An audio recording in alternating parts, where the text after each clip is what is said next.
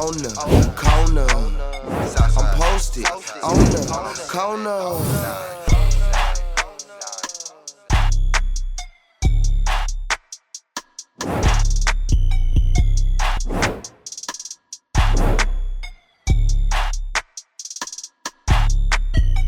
Posted on the corner with yours truly, Incognito. And DJ Mrs. DJ Mrs. What's the deal? Let's talk elegance. Let's talk lyricism. Let's talk bars. Yeah. Beauty. Let's talk it. Let's talk a writer. Let's talk all that. Boss Lady London in the studio. Let us bell. Let us bell. It's the people going. What's going on, y'all? You, what's going on? What's up, Lady London? Nothing to it. Nothing to it. Same fight, different round. I'm happy to be here. How you love that? You knocking them down in the previous round? Trying to. Mike Tyson, you know. Mm-hmm. What made you want to get in this ring and start putting these bars out here in the world? I talk exactly how I rap. I knew I was gonna dominate in that space because I've been talking slick. My friends say I talk in riddles. So, you know, putting a rhyme scheme to it just, you know, made a way that I can get paid to do it. So, Period. that's it. Pretty much. That's what's up. So with you having, coming from a Caribbean family, being a college graduate, how was it trying to break the news to your people? It's like, yeah, y'all, so I want to be a rapper. Right. Like, so how was that? Not the easiest, you know. Obviously, the emphasis on education is huge in my family. But, so my grandma still don't know what I do. Like, she's so confused by it. Like, she don't know how I make money from it. Right. You know. It's so funny. Anytime I try to give her money, she's like, "Oh, what do you mean? Where did you get that from? Like, I don't want it. You know what I'm saying? Like, it's like I'm a girl, like I what got you it doing out illegally here? or something. You know. So it was kind of hard at first, but my mom is super on board now. My family's very supportive of everything that I do. So I'm blessed in that space. Definitely. So how did you find your sound? Ooh, I combined everyone who I love, their music, and just made it my own. Jay-Z's wit, Lauren's poeticness, Janet's poise, with a little bit of Aaliyah's like grace in a way. Definitely. So trying to have like all of those elements of one come into it. It's like how I design, I guess, my entire aesthetic, not only just my sound, but just the way that I present in general. Definitely. Like all those elements of it. When it came to artistry, how did you land on your name? Oh my God, boring stories, a snooze fest. I wish it was like a better story, but growing up, people called me Boss Lady from young, because I just had a slick mouth on top of that. And then the older ladies in my neighborhood would say, "Oh, she's such a little lady," because I walk around in my mom's heels. Okay. So lady was something that I came up being called. But London, when ATL came out, people would say I look like Lauren London because we both like had blonde hair and dimples back then. I had like really blonde hair, and so I made my Instagram name Lady London just for no reason, and it stuck because I started rapping right when it happened, and it was just too late to change it. Wow. So it probably wouldn't have been my rap name that I would have picked, but here we are. Yeah, when it comes to writing your raps, do you remember your very first one? No, I don't think so. You don't? How do you handle throwing away bars then? When you writing? Because you got a mean pen, you know? Yeah, thank you. You probably got some fire-ass throwaways. Yeah, I do. Throwing away them, I always find a way to recycle them, actually. okay. You know, like if I don't use them in something, I'll go back in my notes. I like to keep things in notes now, because I used to have notebooks full of stuff, and honestly, keeping up with notebooks is like the worst thing. But now I write in my notes, and sometimes I just go back to my old files, even back to like 2019, and be like, "Oh, I'll pull that line from here, and use it." You know, so repurposing is like a good thing for me. Definitely. What was the first Jay-Z song you heard that you was like, wow? The first one that I was like lyrically wow, I had to be Friend or Foe. That's track 10 on Reasonable Doubt, where he's like telling the story of like, you know, don't have nobody coming around here like looking for this dope type, you know. And honestly, watching Jay-Z's evolution through rap was why he's my favorite artist. It's beyond the lyricism. It's the fact that he has 13 studio albums where you see exactly where he grew in just what he's saying. You know, you go from Give Me Them Keys in 1996 on Reasonable Doubt to I Don't Be in the Project Hallways talking about how I be in the projects all day to I be forever macking to I ain't going to nobody nothing. If me and my wife beefing, I Right. don't care if the crowd's on fire. Come on now. I'm dying. I ain't leaving. So you watch his evolution of like you go from being this dope boy to somebody who's like, I put your mansion on my wall, and it's just like you always saw the vision with him. I think that's how I feel about my music, is that I always want to elevate, because my end goal can never be like the floor. It's always like beyond the ceiling, you know. For sure. So Definitely. So with you getting in this industry, you've came a long way from just doing freestyles. So talk about your growth.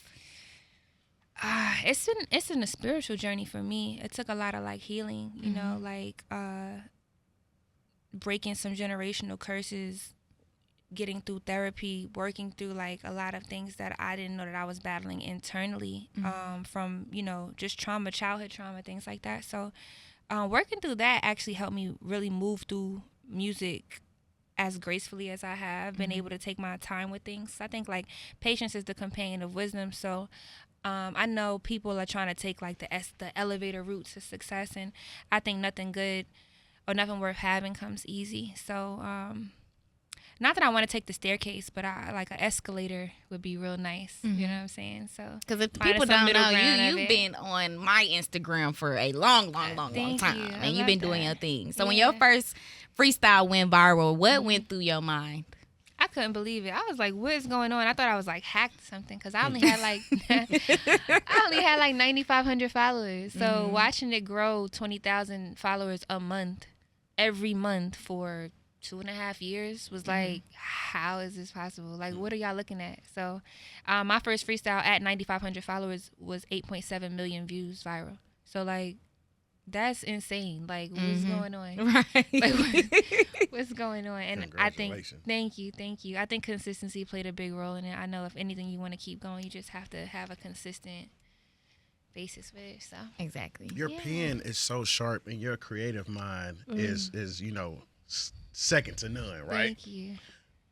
When you're in a room or in a space, Yeah. where are you coming up with these bars? Because it kind of feel like Lady London in here. She probably come up with a bar right now. Like, when do you feel most creative? And what is that space like?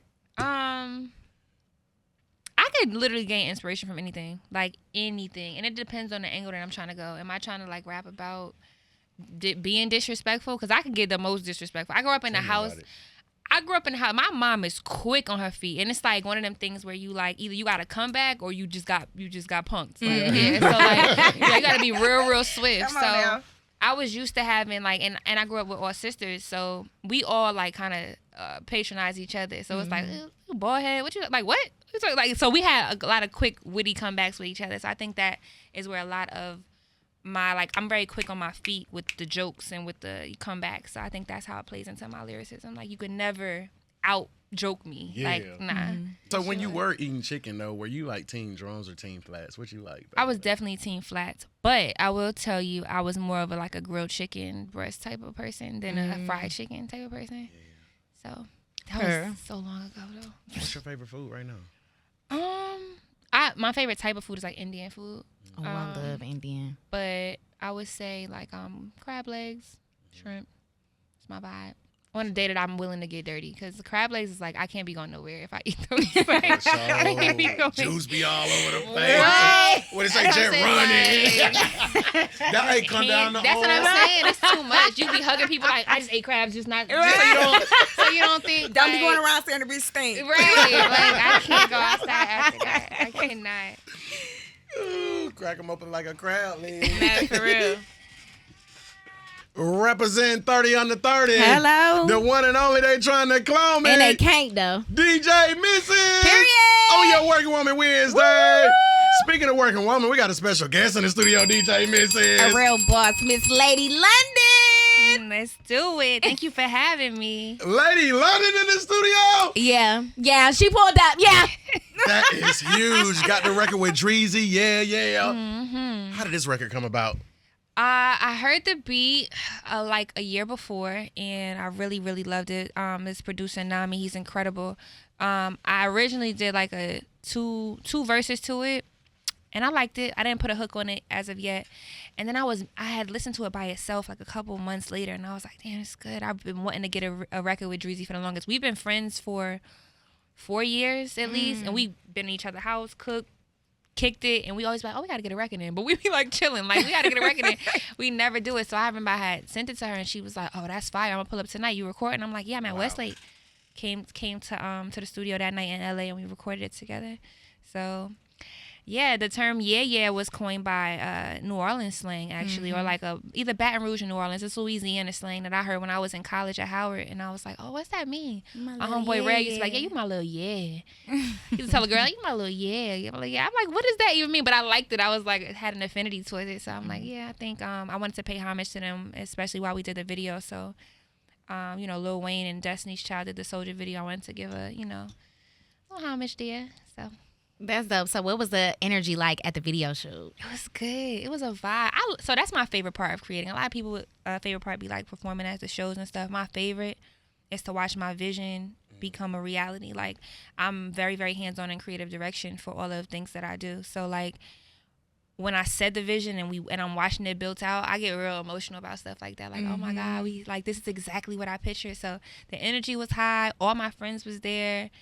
We shot all night. I don't care about none of that. I'm like a workaholic. So if we shooting 13, 14 hours, let's get it done, So it's fun. And the video is fire. It's so cute. Yes, looks on top of looks. And one thing about you're going to serve looks. Okay. Okay. I try. One time for the DMV got us turned up. Baltimore. You did hear say when she said, I attended Howard. Come on. Come on, we're educated. Come on. Lady London's in the studio, got a record with Drezy.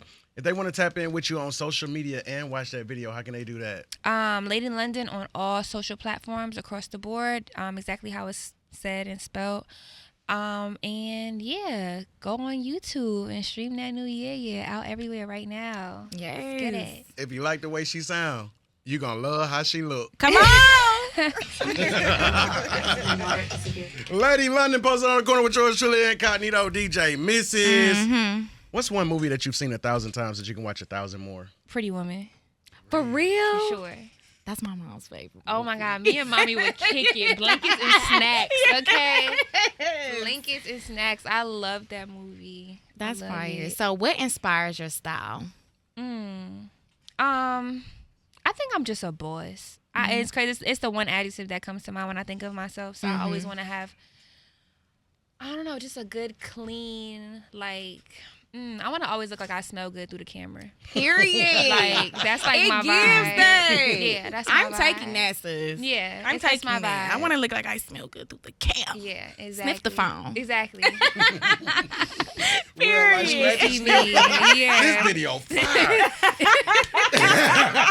Exactly. Period. Exactly. So That's do you the have goal. any other dreams you want to accomplish outside of music? Absolutely. Of course, I always lead with my 8 pillars of what I would like, or the initiatives in which I base my career around. So God, the Black family, education, economic empowerment, the arts, health, and fashion.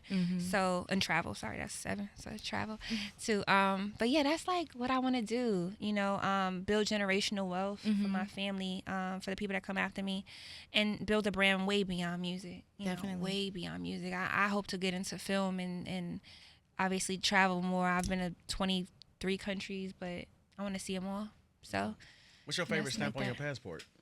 my favorite stamp? I don't know. I really enjoy Dubai, but I also really enjoy Greece. I would say they were like tied for 2.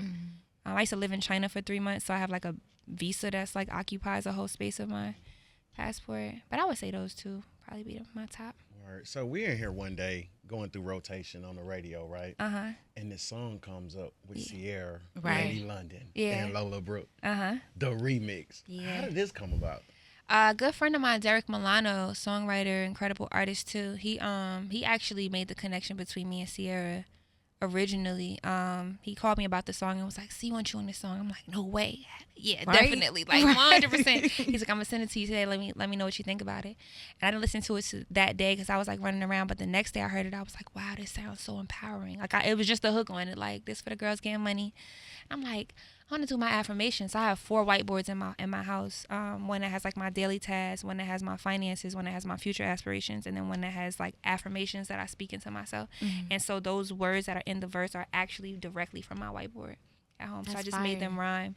And so I recorded the verse. Derek would not play me Lola's verse until I did mine, even though Lola had already cut hers. So I'm like, oh, I want to hear them both. So because I was nervous it wouldn't sound cohesive enough to be on a record together. Understood. But I think it worked out so perfectly, and I'm actually glad he didn't play me hers, because I think I would have probably took a different approach to it.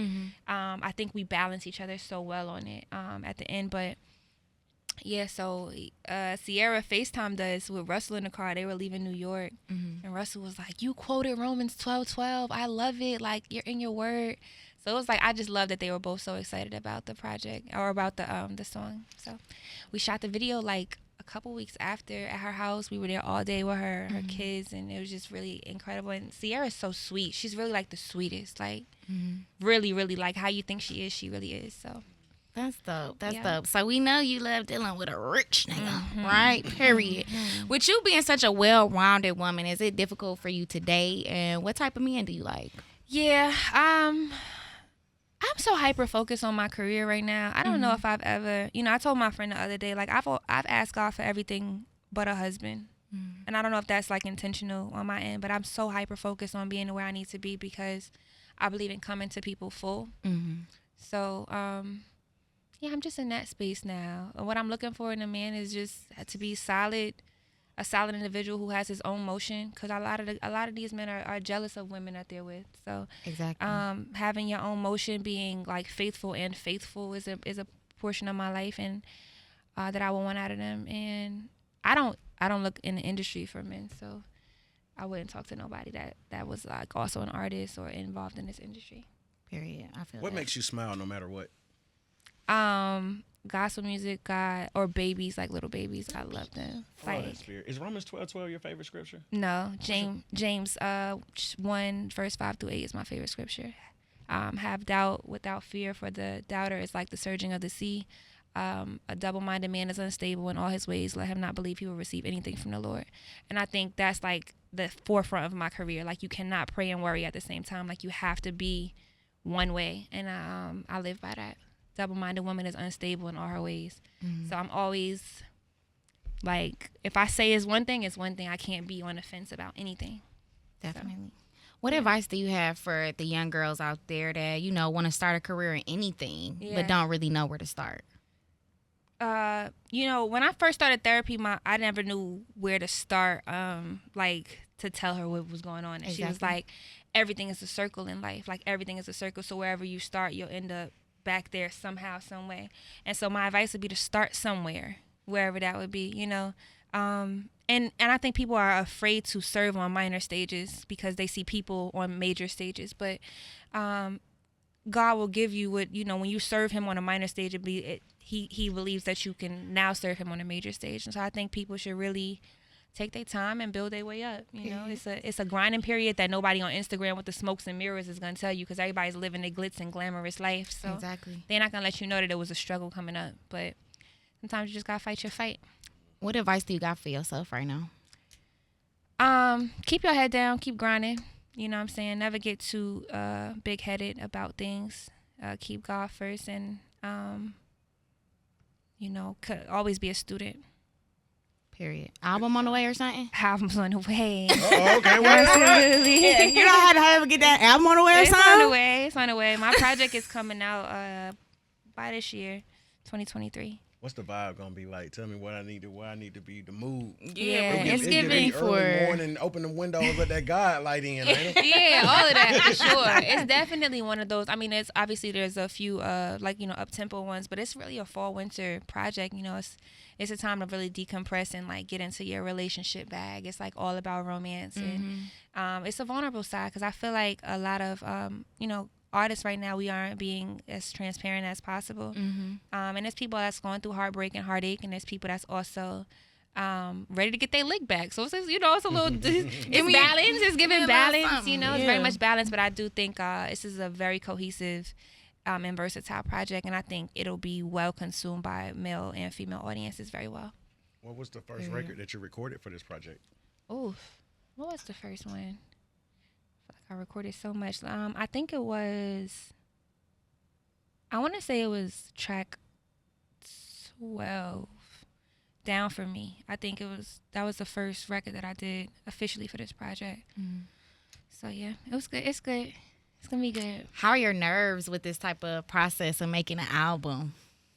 I'm more nervous for performances, honestly. I'm not like somebody that gets nervous for creative. Like I said, is the fun part. Like I'm excited to be behind the scenes. I'm excited to be in the studios and to be behind the mood boards and the vision for things. But performing always makes you feel like, oh my God, they can see me. Like, oh God, oh God, I'm not behind the curtains no more. So I think I'm most nervous about like a stage show, building out the right situation for that. Definitely. Transparently. So For sure. If you could change one thing about this industry, what would it be?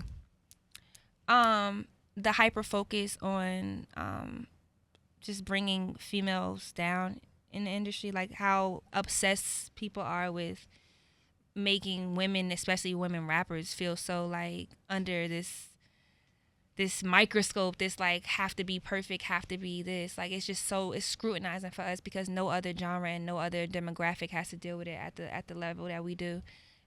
We can't have a single hair out of place. We can't have a sweatpants day, a bad makeup, whatever. Everything is always like hypercritical. Mm-hmm. And so if anything, I would just love if people would just sit back and enjoy the music for once. This is the first time in life where we're seeing people like care about who wrote this or who did this or who like do you like the song or you don't like the song? Like, let's just talk about the song. Let's get into the music of it. So I think if there was one thing I would change, it would be like the hyper criticism of the world towards female rap. Enjoy the music. Yeah. Hip hop is turning 50 this year. Yeah. You definitely have put your pen game in that first 50. Where would you like to see hip hop go in the next 50 years? I'd love to hear more concepts. I'd love to hear more stories being told, because that's the root of what hip hop was birthed for. It was to tell our stories and to continue to show people kind of where we came from. You know, like I said, in 1973, I don't think anybody in the Bronx on Cedric Avenue thought that we would be the highest streaming genre 50 years later. You know, I don't think anybody thought that we would carry the culture this far. And it'll be nice to just keep that legacy alive as best as possible. And it started in storytelling and having the ability to convey our stories as Black people, you know, into the world and have them accepted on a mainstream level. Period. Yeah. I hate that. If you had a superpower, what would it be? Is unlimited money a superpower? I wish. Is that a superpower? Yeah, I would definitely say unlimited money, or I would love. Do I like invisibility? I don't know. I don't know about that one, but definitely unlimited money for sure. And I wish I could be duplicated. Not like almost like a twin. Like today I was really tired, and it would have been nice if somebody could have came to the interviews in the morning, and then I took the night shift. Yeah. Right. Because the night shift, the right shift, right? Yeah,